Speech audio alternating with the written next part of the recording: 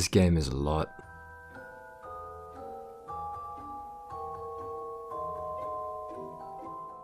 This is Hearts of Iron 4. It's a 4X grand strategy game set during World War II. It puts you in command of a major nation's army, economy, foreign policy, etc. during the most violent and destructive period in human history.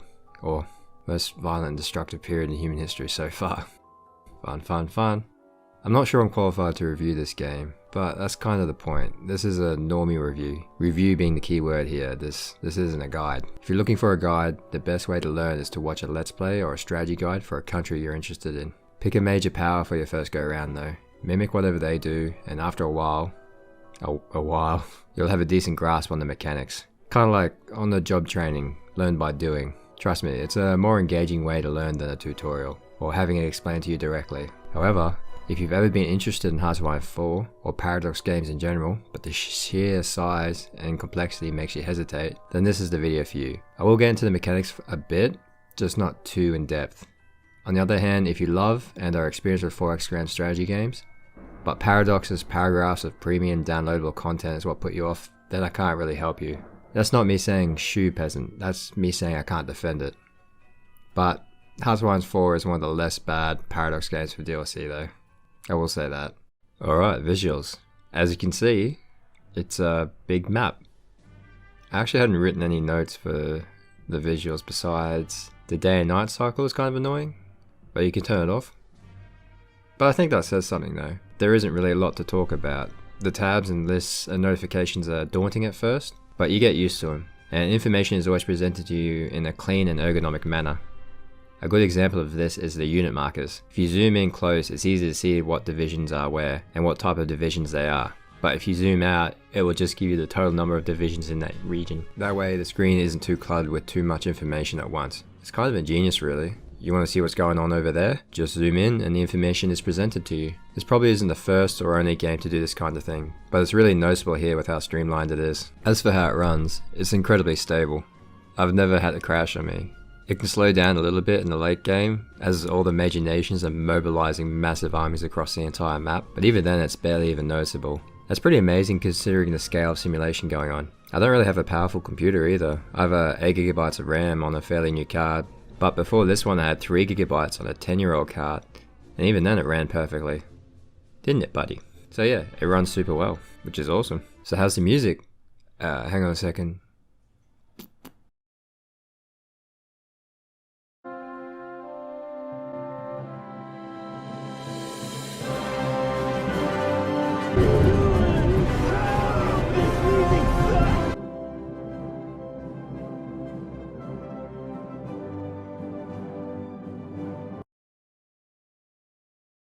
Okay, look, it's not bad. It's fairly good background music, but Hearts of Iron 4 can be pretty fast-paced compared to Paradox's other games. Okay, let me explain. Imagine trying to play chess in real time, but you have to worry about someone else joining in. Also, you have to build your own pieces, and the factories that build those pieces. But resistance groups keep blowing up your infrastructure, and now you're out of rubber and no one will trade with you. Any music at all during that is just kind of distracting.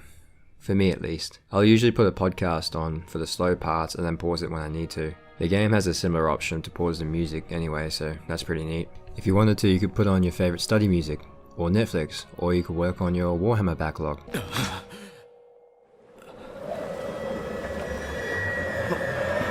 Oh, the background sounds.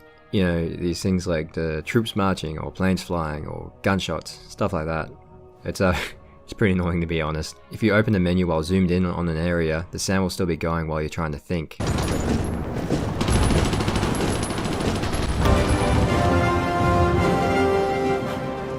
Even if the game is paused. Again though, you have options to turn that stuff down or switch it off altogether, so it's a moot point really.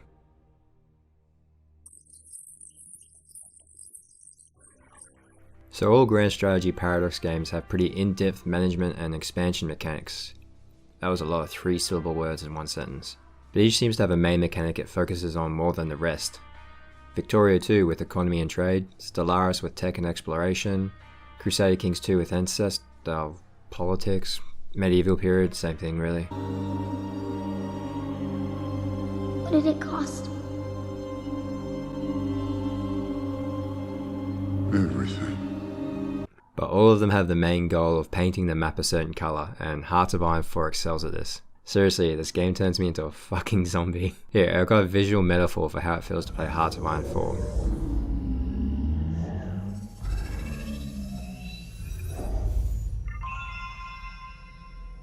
Good morning, James. How are you feeling? Wait, what? It's perfectly normal to feel confused. You just spent 120 years in suspended animation. What? Alright, the mechanics. I only have the most basic, bare bones grasp on how to play this game. Actually, I'm pretty terrible at this game, to be honest. Imagine being the weakest link in an alliance with Italy. Fucking Italy. Anyway, where to begin? Let's start with the most important part, your army, and we can just kind of spread it out from there.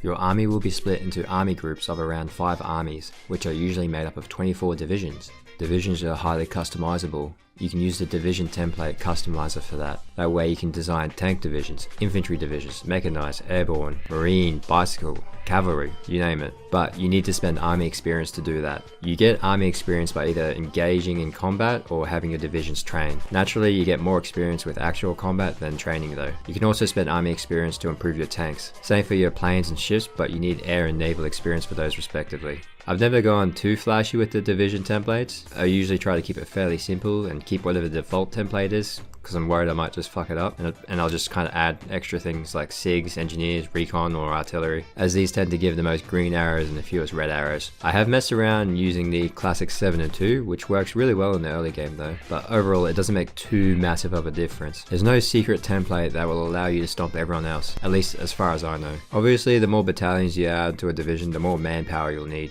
That's this thing up here. It's finite number. You can run out of people. There are modifiers like introducing varying levels of conscription, or you can get a tiny boost by conquering new territory. But ultimately, it can run out, which means you can't recruit new divisions or reinforce existing one. That's pretty bad. You don't want to run out of people. Divisions also require supplies. You have to produce those supplies yourself. The tanks, the guns, the trucks, and everything else. To do that, you'll need military factories. You also have to build these yourself. You build military factories using civilian factories, and you build civilian factories. Okay, I'm kidding. Sort of. You start off with a few civilian factories, and you use these to build military factories. Infrastructure, synthetic rubber plants, fuel silos, naval and air bases, and a few other things besides that. But most importantly, you use civilian factories to build more civilian factories. The more civvy factories you have, the faster you can build things. You also use them to repair shit that's been destroyed. Oh, and you also use them for trade. Okay, quick sidebar onto trade, let me explain that. Depending on what your military factories are creating, you may also need certain resources. For example, to build tanks you need steel. If you don't own territory with steel in it, you'll have to trade for it. This will take a few civilian factory slots depending on how much steel you need. Alright, what else? I think that's it for factories and actually creating your army, I think. So let's get on to how the actual combat happens. Just the ground stuff for now. When a division is created, you can and probably should assign it to an army, which can be assigned to an army group. Army groups can contain up to 120 divisions. You may end up controlling multiple different army groups across several different theaters. Luckily, you don't have to control each individual division yourself, because as you can see, the game is happening in real time, and that would be a lot of fucking micro. You give your armies, or even the entire army group, a set of orders and the AI will carry them out. You can assign them to a front line, assign offensive lines, airborne, naval invasions, area defense, fallback lines. It doesn't matter. Look, offensive and front line are the two you'll be using the most though. The AI is pretty competent too. It can get stuck on bits of map if the borders are a bit too confusing for it, but you can step in and micromanage these bits if you need to. The game prioritizes your direct commands for divisions above the commands for the divisions from the army or army group commanders. I say commanders, but all they really do is buff or debuff the forces they're controlling. It's not like they have individual flair or behavior patterns. If you have Romulus in general, he's not going to shoot off on his own and go ghost divisioning. That's your job. Ah fuck, I got cut off. That's another thing. While the battle themselves are simulated, and you don't control too much of it, the maneuvers of your divisions are not. This means you can attempt to encircle enemy divisions. If you do this, they'll suffer massive penalties to their combat stats, and you'll be able to defeat them even if they outnumber you. This will also cut off their retreat, which means they're gone forever. You might have noticed these green and yellow bars on the division markers. The green bar is organization and the yellow is fighting strength. In a battle, the green bar will drop, and whoever drops to 0 first loses and retreats. It recharges pretty quickly though. If the attacker hasn't lost too much organization from the previous battle, they can push the assault to win an easy victory. But even if you keep winning, you'll still lose organization, so you can't keep pushing indefinitely. You have to stop so your organization can recharge. If the yellow bar drops, however, it takes much longer to recharge. This represents casualties and equipment losses which take longer to replace. This is also affected by bad terrain such as mountains and marshes, and supply. Which brings me to supply. You have to maintain a good supply line. Otherwise your organization and fighting strength will constantly be dropping. I'm not going to lie, I've never fully wrapped my head around supply lines. But if you're suffering attrition because of bad supply, it's because you have too many divisions in one region. You'll need to shuffle your army around so that it's more spread out, or just assign a smaller number of divisions to that area. I think the level of infrastructure in the area and in neighboring areas can have an effect, but I'm not totally sure. Sometimes it works how it seems it should. Aha, got your port, bitch. And sometimes it boggles the mind. What the fuck is going on? You also take a penalty to combat, depending on how bad your supplies are, so the game forces you to take it seriously. Your Navy and Air Force work more or less in the same way, but you just give them a mission and assign them to an area. That's it, no complex maneuvering. The air stuff is important though. In the late game things can be a bit stalematey on land, and the air war becomes more important as you try to grind down your enemy's industry and manpower. What else was there? Oh yeah, actually winning a war. A nation will surrender when its victory points are low enough. You gain victory points by capturing enemy territory, and certain cities are worth more victory points than others. That's all the actual warfare and industry stuff out of the way. Tech and diplomacy work more or less how you expect them to. The only other thing that's unique to Hearts of Iron 4 is the focus tree. This is a series of projects that when they're complete have a massive effect on the game. Some will give you massive bonuses to research, others are diplomatic and will give you war goals against other nations. Honestly, there's a shit ton of options, and prioritizing the right ones is important for the early game. And they're unique to each nation. Each major nation, if you don't own DLC. And that's a really basic rundown of the gameplay and mechanics. There's a fair bit more that I haven't touched, because if I spoke about everything, we'd be here all day. I know there's a market for that kind of thing, but I think your videos actually have to be good to get away with it. If that all sounds really dry, you'll just have to trust me that it's a lot more engaging when you're playing the game. Have I said that before? Especially with how the mechanics are all wound together and you create these big long military industrial supply chains. That said, it's not perfect and I do have a couple of gripes. I mentioned before that the game can be a bit stalematy towards the end and the air war becomes more important. Yeah, building planes and bombing the enemy into submission isn't particularly fun, especially with how weak nukes are. While a war is ongoing, the game will sometimes give control of conquered territories to your allies instead of you. Even if you're the one who took that territory, even if you're the leader of your faction. Sometimes in ways that make no sense, but other times it works in your favor, I guess. This is bad because you want that land so you can repair infrastructure, increasing the supply for that area so you can stop taking so much supply attrition. The post-war divvying up of territory can be annoying. I occupied all this territory, but the allies just yeeted out from under me, like my troops aren't even there. I know it's based on war score, but still, it's a bit silly. Especially when the allies decide to Frankenstein the map. That's it for gameplay really, except for... oh, DLC. No, I'm not doing it. I'm not getting into it. It's not worth it.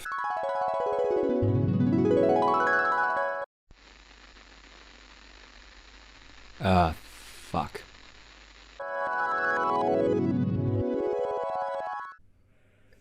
Okay, it's pretty bad. They allowed new factions or special mechanics as DLC, right? So far so good. But they'll also tweak the gameplay. And by tweak I mean improve. That's called a patch normally. Most other games do that for free. But Paradox will split these patches and minor gameplay improvements between a multitude of overpriced DLCs for things you don't want or care about. I think most people are getting wise to their shit though. You can look what happened with the release of Imperador Rome.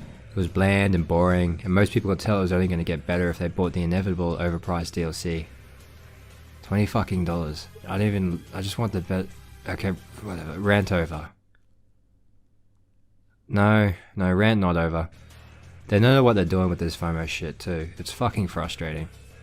Yeah, buying DLC means you can support a company that is making niche games no one else is. But maybe if new people didn't have to see this,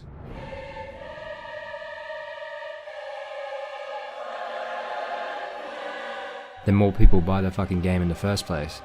It's not 2010 anymore. I think there's a market for strategy games. Oh. Oh, I have a bad feeling about this. They are trialing a subscription model for DLC and CK2 though, so maybe things are going to get better. Time will tell. I need to move on. Like I said before, Hearts of Iron 4 is less bad for this sort of thing, at least compared to some of Paradox's other titles. I know there are spy mechanics and the ability to create collaboration in governments, but really the less I know about what I'm missing out on, the better. I've had a blast with the vanilla game anyway.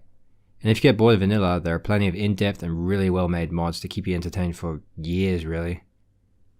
Kaiser Reich is really good. You guys should try it. Story.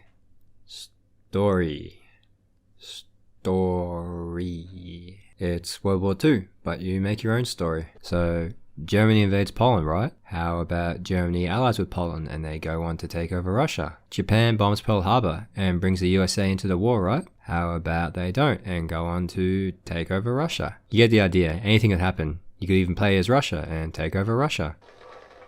Holy Jesus. What is that? What the fuck is that? What is that? There's a little button that lets you turn AI historical focus on and off at the start of the game to make things even more strange. I have found that it causes France and the US to fairly consistently fall to communist revolutions though. But if you're a World War II buff, I think you'll be impressed with the historical accuracy here. An insane amount of research has gone into this game, like, who's this guy? Oh, actually I can't find him on Google. Who is this guy? Okay, I'm not sure if it's 100%, but they made sure to have a shit ton of real people with real portraits for almost every single general, admiral, advisor, and head of state in the game. It's really pretty insane. So, in summary, I think this game is good. I'd even say if you like grand strategy, it might be too good. What? What does that mean? Okay, what I mean is, well, I think most of us have fallen for the trap of one more turn, one more game, or one more go at the boss. Paradox games are also like that, but the weird thing is because they're all happening in real time, there's no one more turn. Instead, you're always working towards some sort of short-term goal, like a casus belli or finishing a war or consolidating a territory. So you put off closing the game and going to bed or feeding yourself until you meet that goal. Hearts of Iron 4 is also like this, but it's super short compared to Paradox games. Crusader Kings 2 goes for hundreds of years, and in real life a game can go for weeks. Same for Europa Universalis and Victoria or Stellaris. Hearts of Iron 4 on the other hand only goes for 10 years or so. In real life you can finish this game in one session. A 4 to hour session, but one sitting nonetheless. The problem with that is when you're playing it and it's time to stop for whatever reason, but you think the end game is just around the corner, it's very hard to stop playing. You look at your watch and think, one more hour couldn't hurt. Next thing you know, it's 4 AM, you've lost anyway, and you've got to get up for work in a couple hours. I know what you're thinking. Weakness of any kind completely revolts me. But hear me out. Most of Hearts of Iron 4 is spent prepping, researching, building your industry, raising your armies, and working your way through the focus tree. So when you get to the late game, things have reached their climax, and there's a lot going on. And because you've spent so much time planning, you don't want to wait a day to reap the fruits of your labor. And then that's how you end up with no sleep. He's too dangerous to be left alive. I'm too weak. Oh.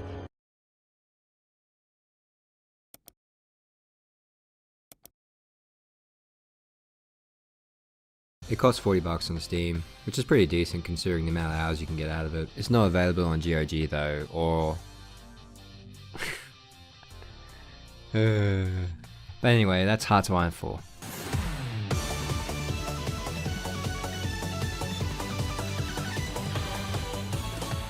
People tell me my head's in the clouds.